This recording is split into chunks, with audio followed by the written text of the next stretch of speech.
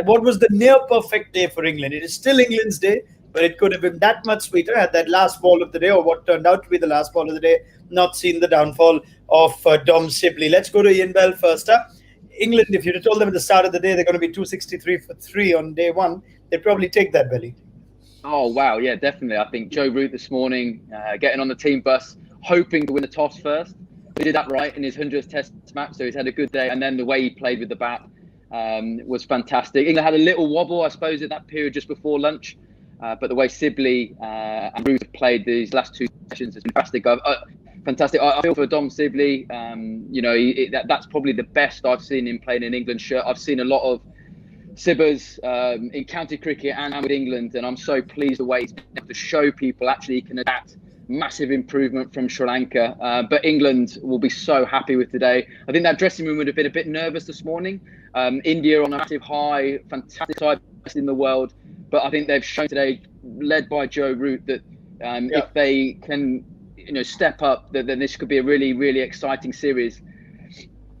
Yeah, they've also sent a statement to India and the rest of the series, haven't they, Gautam? You said at the Tea Time show, this could be a huge session to just dictate the course of not just this test match, but also the way the series could go. And if India were flying after Australia, this is in some ways just brought them onto the ground. This Root and Sibley show that's just tested India's bowlers. They think England would be very pleased with today's effort.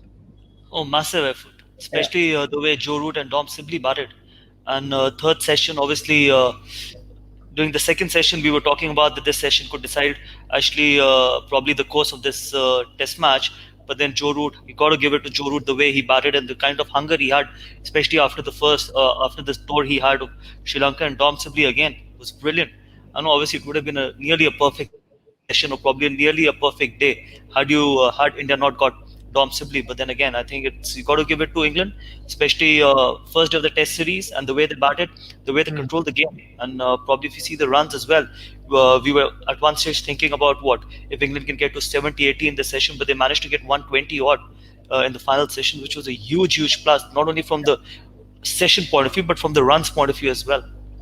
I mean, you think of it now, you've still got Stokes, Butler, Ollie Pope all to come. This looks like a test match that England have a significant advantage on. We're going to look back at that final session of play. We're also going to take some of your questions before we wrap things up on our Stumps show. And it's been the Root and Sibley show, a partnership of 200 and nearly twice as many balls. We'd start with Joe Root. What a way to celebrate a 100th milestone test match and a third consecutive 100 in 3 test matches. There was some chit-chat recently about whether Joe Root has lost his place in the Fab Four. We've recorded something which will be up soon. Absolutely, Ian Bell was very keen. Yeah, was very keen to make sure that he never lost his place. There was some sort of chit-chat belly on Joe Root that he lost essentially that sort of stature because his test average had dipped below 50. He had an ordinary 2019. Something has just changed. In 2021, Joe Root looks as good as he's ever been.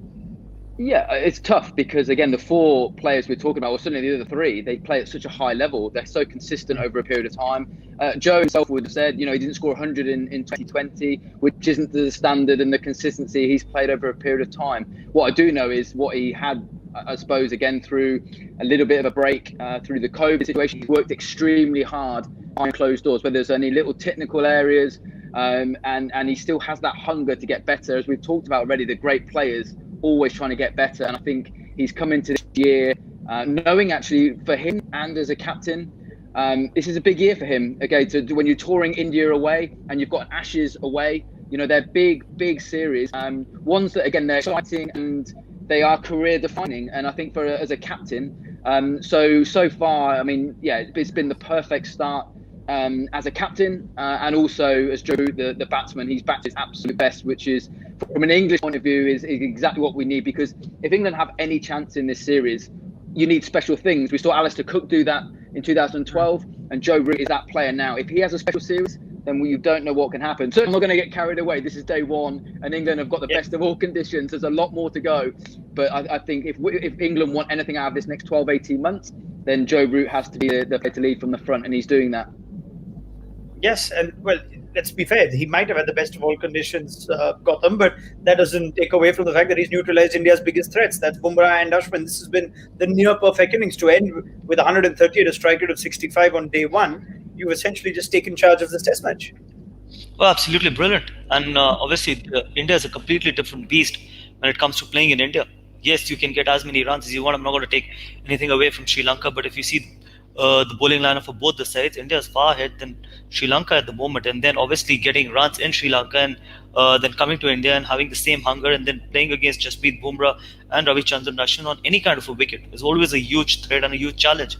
But the way Joe Root batted and the way he's got that sweep, reverse sweep, and all those shots, especially against Ashwin, Washington Sundar, Shabaz Nadeem, and the way he batted Jasprit Bumrah was absolutely phenomenal because India is probably the best team to actually utilize reverse swing, whether it is Ishant Sharma with his experience. Jasprit Bumrah loves bowling with the old ball, can reverse the ball really quickly as well. So all these are challenges for batters, and if a batter can actually utilize all these challenges, that is what makes you a great batter as well in different conditions.